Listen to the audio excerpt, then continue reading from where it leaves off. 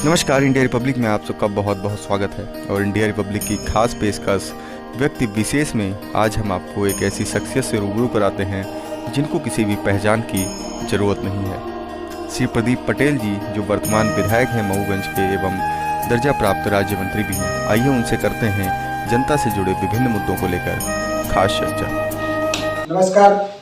India Republic news में आज हमारे साथ व्यक्ति विशेष कार्यक्रम में जुड़ रहे हैं मध्य प्रदेश पिछड़ा वर्ग कल्याण आयोग के राज्य मंत्री दर्जा प्राप्त माननीय प्रदीप पटेल जी, मऊगंज विधायक। सबसे पहले मैं आपका बहुत बहुत स्वागत करूंगा अपने चैनल के माध्यम से। बहुत बहुत धन्यवाद, आपके चैनल को बहुत बहुत धन्यवाद।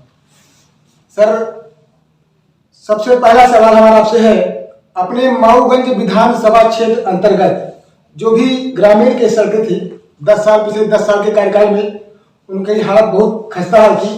आपके द्वारा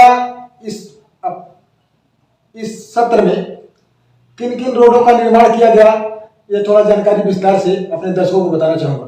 देखिए, पूरे मऊगंज विधानसभा की जो महत्वपूर्ण सड़कें थी जी, लगभग सभी सड़कें बहुत टूटी हुई थी।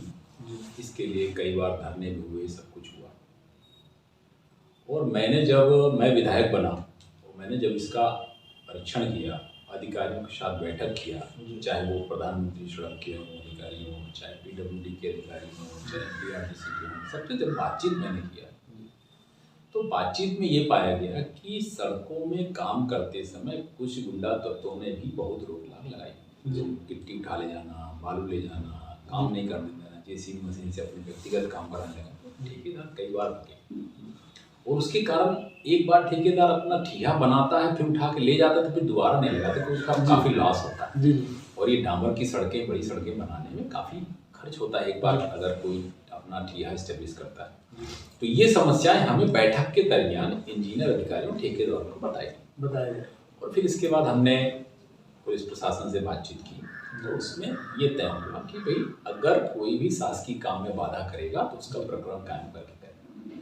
और जब ये चीज़ें शुरू हुई तो फिर सड़क बिल्कुल ऐसे बनना शुरू हुई। आप देखिए, प्रतापगंज से आपको अगर लोढ़ी जाना हो जी, 50 साल पुरानी है सड़क है, 25 साल से बिल्कुल गिट्टी बोल्डर पड़े हुए थे।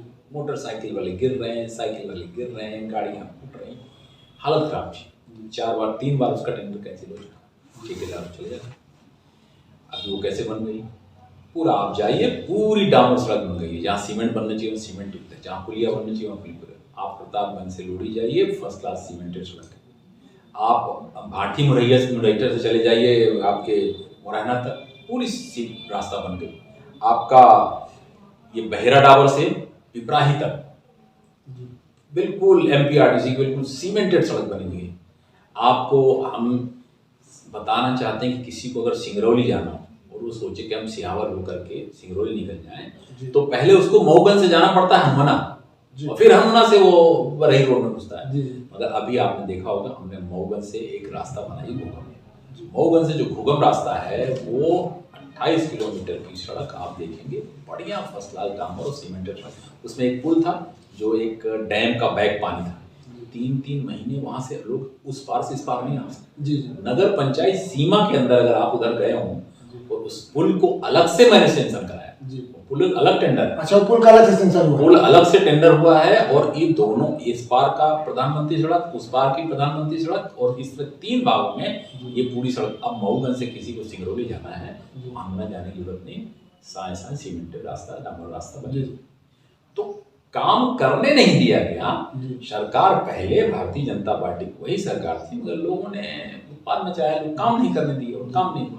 आपके नगर मऊगंज से आप गाँव जाते हैं, पूरी रास्ता शहर के अंदर से खराब थी। किसी ने बारी लगा लिया, किसी ने कुछ लगा लिया, किसी ने कुछ लगा लिया, ट्रक आ नहीं पा रहे, लोग घर बन नहीं पा रहे। इस पूरी सड़क को यहाँ से बराव तक जाइए, पूरी सड़क बढ़िया फर्स्ट क्लास सीमेंटेड सड़क आप देखे होंगे, ये वो पूरी सड़क बनी होंगी। आप खटखरी से आप शाहपुर जाइए तो लोग बाग घूम के जाने लगे थी सड़क पूरी उखड़ गई थी, डामर की पूरी सड़क उखड़ गई। उसको पूरी हमने कंप्लेन किया, हमने कहा प्रधानमंत्री सड़क थी, इसको आप कंप्लीट कराइए, पूरी सड़कों बन गई। आपने देखा होगा यहाँ से इलाहाबाद जाना हो, इलाहाबाद कैसे जाते हैं? पहले आप आएंगे नई गढ़ी, फिर कटरा, फिर गढ़, फिर पूरा गढ़ कटरा होते हुए चार घाट, तब जा करके आप वहाँ पहुँचेंगे घाट के पास पूरा।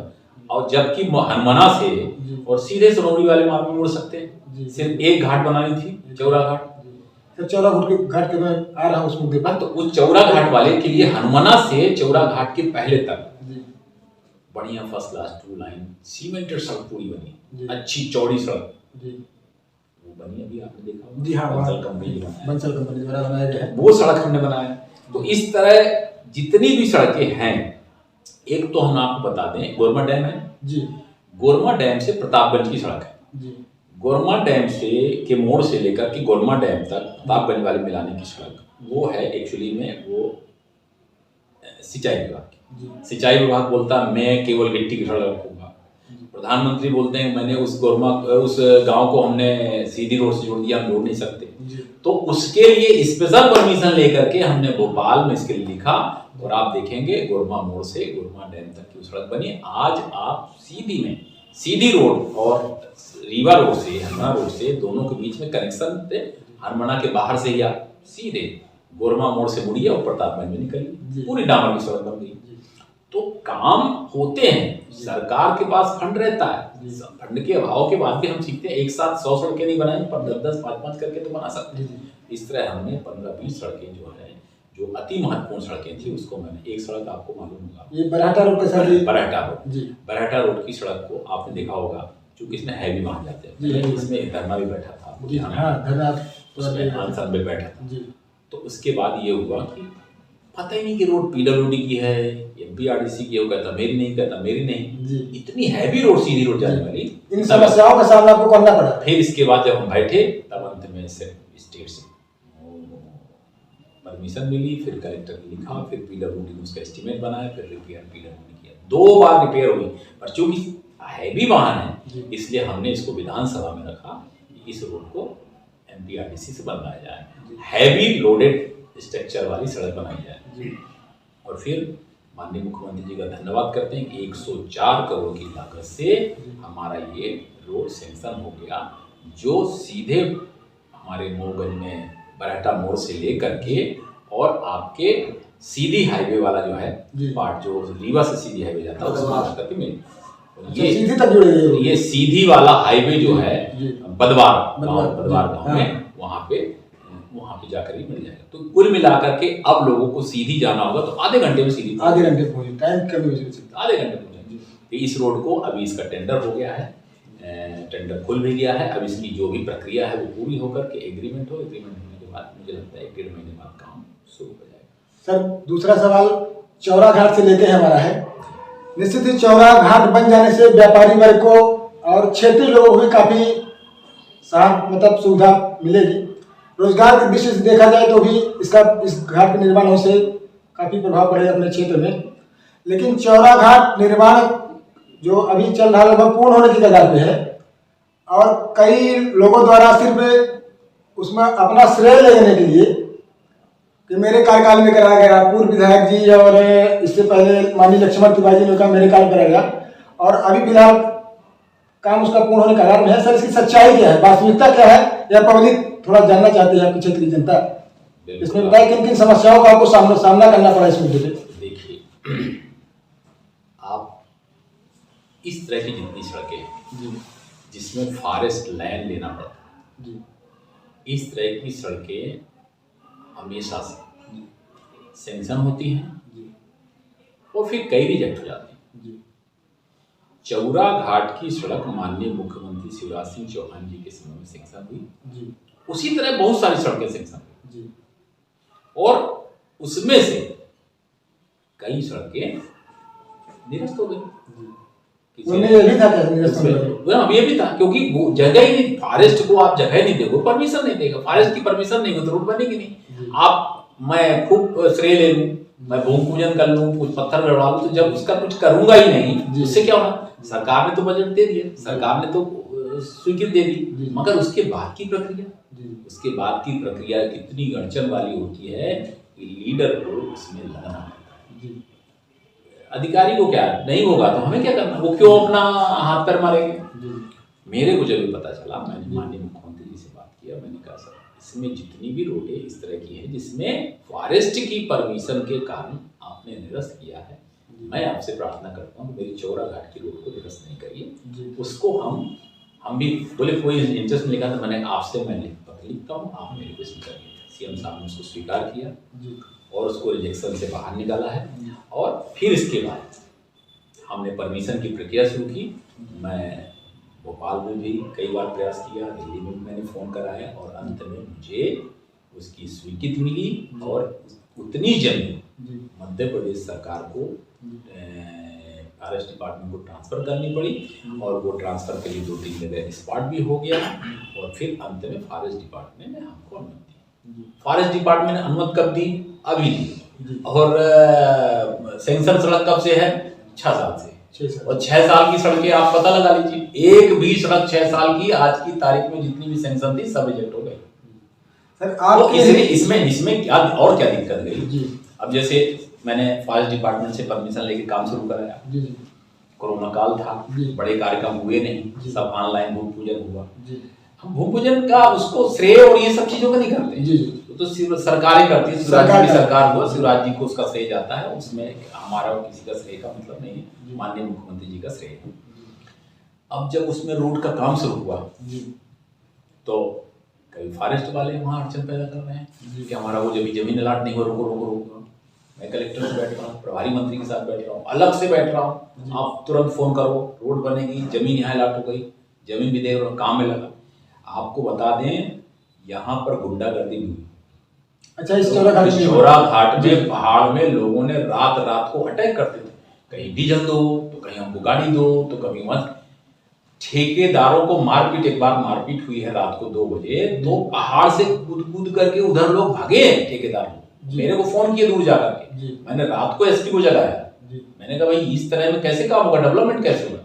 ऐसा तो केवल चंबल और बांदा करवी के डाकू प्रभावित क्षेत्रों में होता था कि ठेकेदार काम नहीं कर पाते। यहाँ पर ये स्थिति रही, रात को ही वहां फोर्स गई और फिर इसके बाद वहां तय हुआ कि रात को एक बार चौरा घाट में फोर्स पुलिस जारी की। आज भी पुलिस वहां पर बराबर पेट्रोलिंग करती है। एक बार यहाँ बैठक हुई, बैठक में भी ये बात आई और उसमें एसपी साहब ने बोला कि जब तक चौरा घाट बंद नहीं जाता तब तक वहां पे बराबर पेट्रोलिंग। अभी पिछले ही हफ्ते रात को मोटरसाइकिल लेकर के लोग पहुंच गए, मारपीट करने लगे, तुरंत हमने फोन लगाया, पुलिस के अधिकारी गए, 3 मोटरसाइकिल में लोग मिले और उनको लेकर के थाने में बिठाए। लोग नशे के हाथ। क्या होता है कि जब तक आप क्राइम में कंट्रोल नहीं करोगे तब तक डेवलपमेंट नहीं होगा, क्योंकि ठेकेदार डरेगा, दुकानदार डरेगा, व्यापारी डरेगा, काम करने वाला डरेगा, हर आदमी आएगा जाएगा डरेगा। जब डरेगा तो कुछ करेगा नहीं, कुछ करेगा। हमको यहाँ इंडस्ट्री डेवलप करना है, हम अगर क्राइम को कंट्रोल नहीं करें तो इंडस्ट्री क्यों लगाएगा कोई यहाँ? हमें अगर इस मऊगंज को विकसित करना है तो क्राइम पे कंट्रोल करना होगा, तो लोग इंडस्ट्री डालने आएंगे। पता है महंगी जमीनों में इंदौर में लोग इंडस्ट्री डाल रहे हैं, वो सस्ती जमीन में क्यों नहीं डाल रहे हैं? लोगों को डर है लूट ना हो जाए, ये ना हो जाए। तो मेरा कहना है क्राइम कंट्रोल करना है और हम अपने मऊगंज क्षेत्र में किसी भी तरह के क्राइम को संरक्षण नहीं देंगे।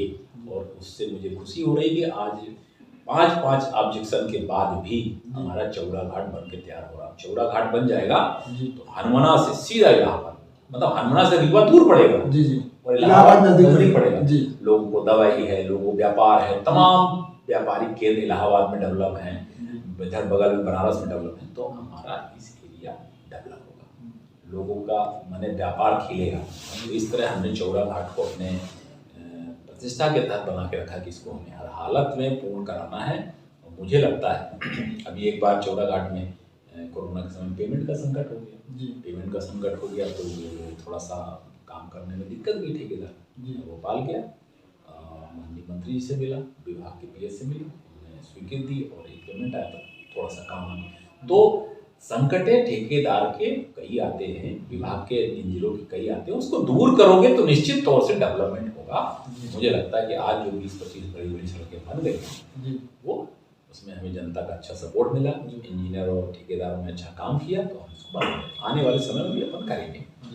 सर तीसरा सवाल, आपके सराहनीय प्रयास से मऊगंज में उद्योग लग रहा है, तो सर इसमें एक और प्रश्न ये जुड़ता है कि आने वाले दिनों में मऊगंज को और क्या क्या विकास की सौगात आपके माध्यम से मिलेगी? देखिए मऊगंज को भी आप देखेंगे जी ये जमीन हमारे राजेंद्र शुक्ला जी जब यहाँ मंत्री थे जी और शिवराज जी यहाँ मुख्यमंत्री थे, जी तो उस समय भी ये बात आई थी, यहाँ के लोगों ने उठाया था, जमीन अधकैत हो गई। जी मगर 5-6 सालों से इसमें कुछ नहीं था। जी अभी तो कुछ हुआ नहीं था। आपने देखा होगा। जी जब मुझे पता चला, मैंने जब मंत्री को और पीएस से मुलाकात हुई, उनको मैंने लिखा, जी तो उन्होंने बोला जमीन वहाँ अधिकृत है। जब मैं यहाँ आया, अधिकृत तो है, कोई बताने वाला नहीं कहाँ है। देखा तो कुछ लोग अतिक्रमण कर रहे हैं, खेती कर रहा कोई, अब उनसे कौन लड़ चलाएगा। मैंने माननीय कलेक्टर को बोला आप आइए, कलेक्टर के साथ बैठक हुई, प्रशासनिक अधिकारियों के साथ बैठक हुई और उसमें तय हुआ कि 2 तहसीलदार, 2 आरआई और 5 पटवारी की टीम बना करके पूरी जमीन को नापा जाएगा, क्योंकि जमीन बड़ी थी। जी हाँ, उसकी सीमा बड़ी है। 500 एकड़ 450 एकड़ जमीन थी। अब वो 450 एकड़ जमीन भी कई कुछ भाग यहाँ कुछ वहाँ जुड़ा, कुछ वहाँ जुड़ा, तो इसको नापना एक कठिन काम था। और फिर उसकी जमीन की नपाई हुई। इस जमीन को नापने में 1 महीने का समय लगा। 1 महीने जमीन लगातार नपी और फिर उसको विभाग ने पत्थर गढ़ा, फिर बोर्ड लगे। बोर्ड लगने के बाद हमने ये तय किया कि पहले आप इसको ड्राइंग डिजाइन नक्शा बनाइए। इन्होंने प्रपोजल बनाया, अगर आपने देखा हो नक्शा गए होंगे, तो हमने उसके नक्शे बनाए। नक्शा बनाने के बाद फिर हमने उसको अलग अलग जगहों में फ्लैश किया कि भाई इस तरह के 128 प्लाट आ रहे हैं, आप इसमें काम करें। फिर हमने मऊगंज में एक बैठक की, उसमें कलेक्टर को भी बुलाया, तमाम इंडस्ट्री डिपार्टमेंट के अधिकारी आए, बैंक के अधिकारी आए और पूरे व्यापारियों को हमने आमंत्रित किया। मऊगंज के व्यापारियों को, जो व्यापार इंडस्ट्री लगाने में इंटरेस्टेड रखते हैं, उनको सबको बुलाया, वो सब आए। और उसमें शासन की ऐसी योजना सेंट्रल गवर्नमेंट की, जो प्रधानमंत्री रोजगार सृजन, जिसमें रोजगार सृजन का मतलब ऐसी इंडस्ट्री लगाओ जिसमें रोजगार मिले। रोजगार मिलेगा तो 1 करोड़ रुपए लगाओ, आपको 35 लाख रुपए छूट।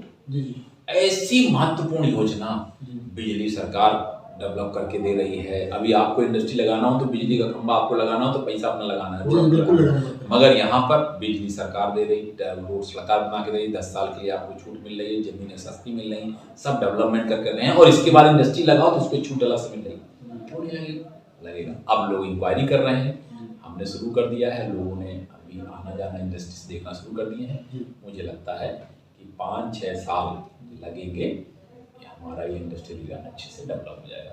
अगर इंडस्ट्रियल एरिया डेवलप होगा तो लगभग 10,000 से 15,000 लोगों को रोजगार यहीं पे मिल जाएगा। यहीं पे मिल जाएगा।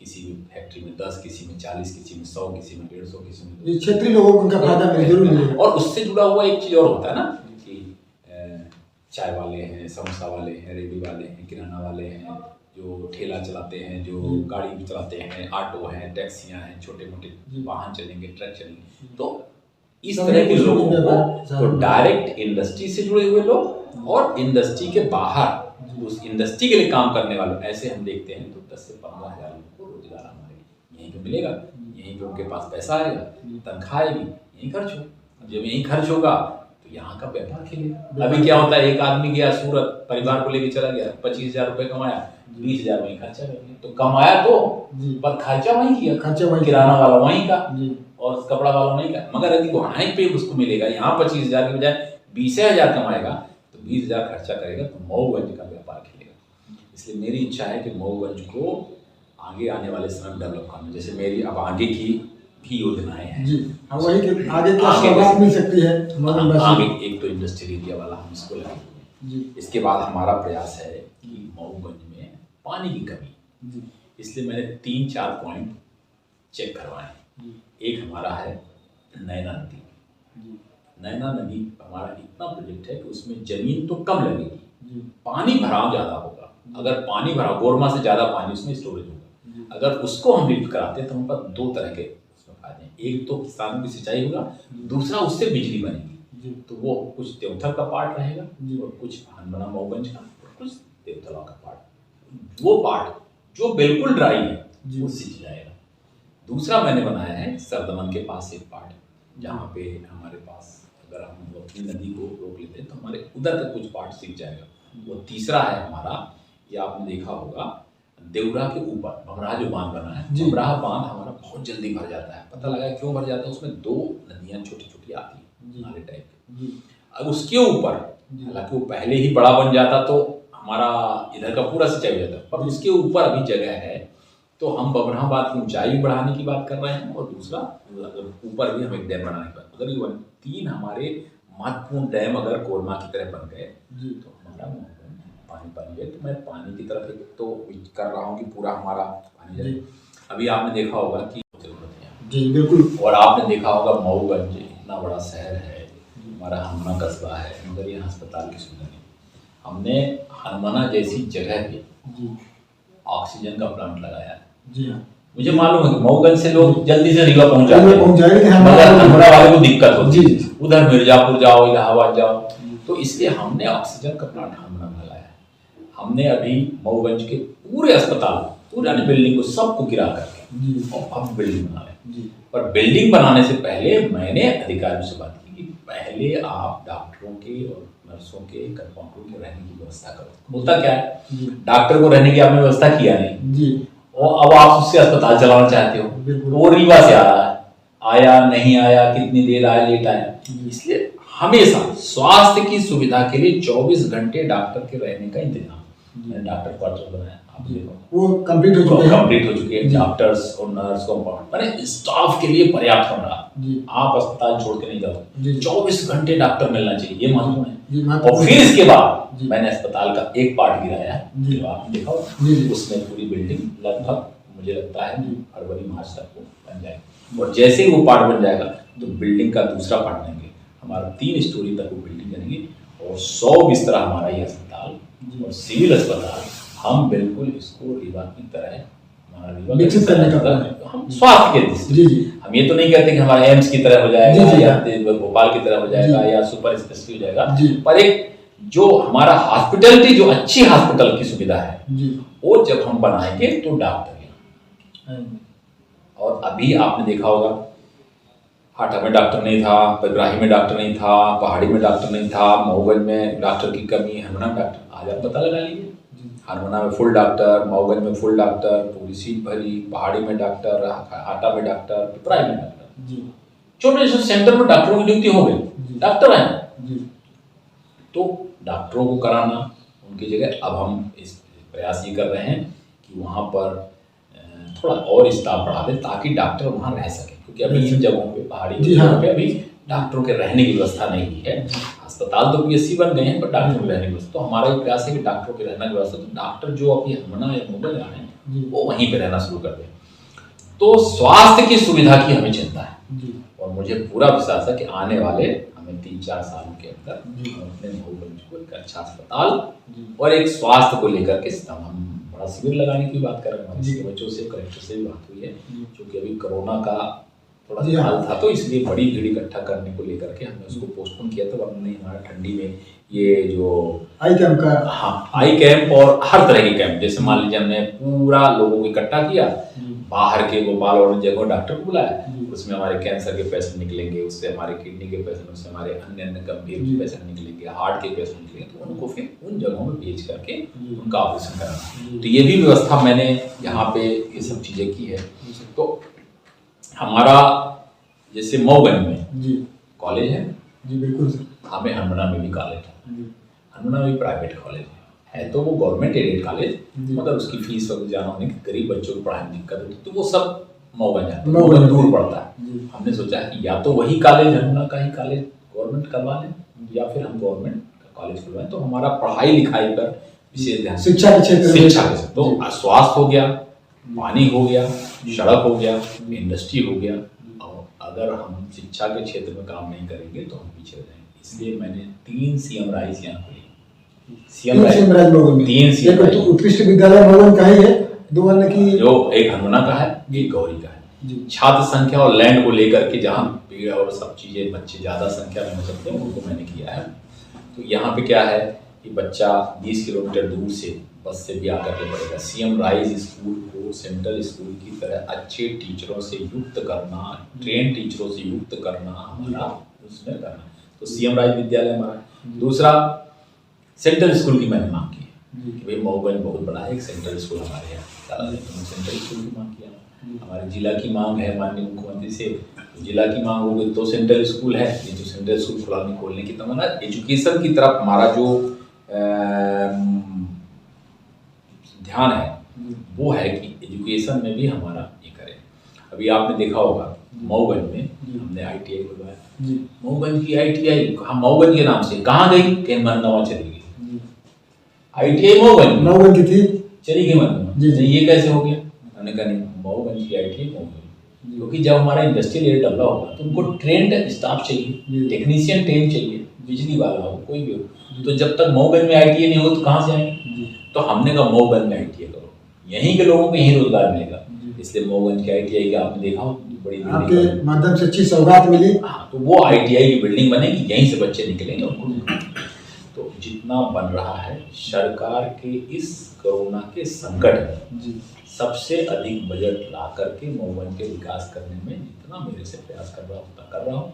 मुझे लगता है कि यहाँ की जनता का स्नेह प्यार मुझे मिल रहा है और उस स्नेह प्यार की बदौलत मुझे एक प्रेरणा मिल रही है कि नहीं भी और लगे रहना। सर एक सवाल, सौंदर्यीकरण मऊगंज की सुंदरता को लेकर भी मऊगंज की सुंदरता, आप एक चीज बताइए। अभी हमने एक बैठक ली थी मऊगंज अस्पताल में अपने, तो उस अस्पताल की बैठक में सामने आपने देखा एक पार्क बना था। जी हाँ, वो तो पूरा उबड़ खाबड़ था। जी, आज आप देखिए पार्क कंप्लीट है, बिल्कुल सुंदर भव्य पार्क बन गया कि नहीं? जी। अभी हमने एक दिन एक तालाब है यहाँ पे, रानी तालाब। जी हाँ, रानी तालाब का भी हमने लोकेशन किया, तमाम हमारे CMO सारे कर्मचारी वहाँ गए थे, उसको भी भव्य बनाने का चल रहा है। तो मऊगंज को सुंदर बनाने का अभी हमने तहसील के सामने एक छोटा सा पार्क था, उसमें हमने बोला कि यहाँ पे लोग आए, योगा करें, व्यायाम करें। हमने जिम के लिए भी उसमें पैसे दे करके करा रहे हैं। तो मऊगंज नगर व्यवस्थित और सुंदर और अच्छा बनाने के लिए प्रयास करें। सुबह 5 बजे से कचरा उठना शुरू होता है। जिस दिन गाड़ी बंद हो गई, पहले भी गाड़ी बंद होती थी, गाड़ी बंद हो गई, मैंने कहा क्यों बंद हो गई? तो उन्होंने प्राइवेट गाड़ी ठेकेदार को भेजना पड़ा रीवा से। कचरा तो डेली उठेगा, चाहे जो करना, कचरा तो बराबर उठ रहा है। कचरा उठना और ये करना ठीक है, थोड़ी मोड़ी जो कमी होगी हमने अभी एक दिन आपको बताना चाहूँगा। मुझे बड़ी खुशी है कि यहाँ के व्यापारियों ने से साथ बैठक हुई, बातचीत हुई, उन्होंने भी इंटरेस्ट दिखाया। हमसे बोला कि विधायक जी आप तो हम लोगों के साथ एक बैठिए और एक अपन एक संगठन बनाते हैं, नगर तय करेगा कि हमारा नगर भव्य सुंदर कैसे बनना चाहिए। तो उसमें उनकी तरफ से भी राय लेंगे, कुछ उसमें वो आपस में सहयोग करके भी कुछ करेंगे। कई बार ऐसा होता है कि हमारे पास कुछ बजट तो रहता है पर लगता है कि अगर इसमें थोड़ा सा सार्वजनिक बजट मिल जाए तो ये सेंक्शन हो सकता है। तो उसको हम जिसको हम बोलते हैं जन सहयोग निधि अगर मिल जाती है तो सरकारी निधि मिल करके वो बड़ा अच्छा काम होता है। जन सहयोग निधि कैसे मिलेगी? कोई संगठन बनाना पड़ेगा। तो हमने शहर के संभ्रांत लोगों को उसमें जोड़ करके प्रयास किया है कि आप लोग जुड़ो और जन सहयोग निधि के साथ सरकारी बना करके हम मऊगंज को आने वाले 500 दिन में सुंदर बनाने का प्रयास करते हैं। हमारी डिवाइडेड सड़क में वन टाइम इन्वेस्टमेंट में हमारा एक सेंक्शन पैसा हो गया है। अब हम चाहते हैं, हमने माननीय मुख्यमंत्री जी को भी पत्र लिखा है कि इसमें कुछ पैसा और सेंक्शन कर दें तो यह सुंदर सड़क बन जाएगी, बीच में डिवाइडर होगी, लाइट होगी, इधर सड़क इधर तो जो जाम की स्थिति है बंद हो जाएगा।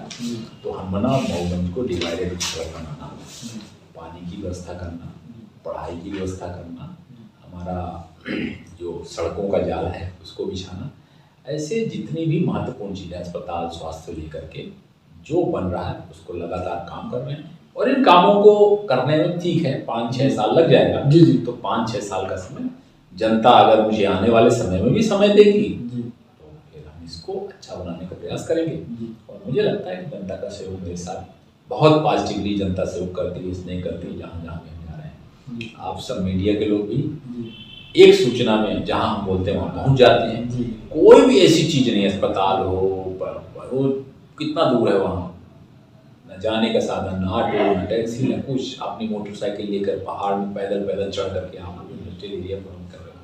तो आप जैसा सहयोग सबका मिल रहा है, मीडिया का सहयोग, हमारे सब लोगों का सहयोग, संक्रांत लोगों का सहयोग, व्यापारियों का सहयोग, आम जनता का सहयोग, प्रशासनिक अधिकारी से आपने देखा होगा जितने बार हमने यहाँ मीटिंग की है और कलेक्टर बोला है हर बार वहाँ है। तो प्रशासनिक अधिकारियों का सहयोग मिल रहा है। मुझे लगता है आने वाले समय में मऊगंज को भव्य मऊगंज के रूप में अपन विकसित मऊगंज के रूप में करेंगे। बहुत बहुत धन्यवाद। आशा करते हैं ऐसे ही जनहित के जानकारी जो जनता से जुड़े सीधे सवाल रहेंगे उनको लेकर मैं दोबारा आपके पास आऊँगा। तब तक के लिए आपका बहुत बहुत धन्यवाद। आपका इंडिया रिपब्लिक चैनल का भी बहुत बहुत धन्यवाद कि आप हमारे मऊगंज को डेवलप करने में लगे हैं। आपका भी बहुत बहुत धन्यवाद, आपके चैनल को भी बहुत बहुत थैंक यू।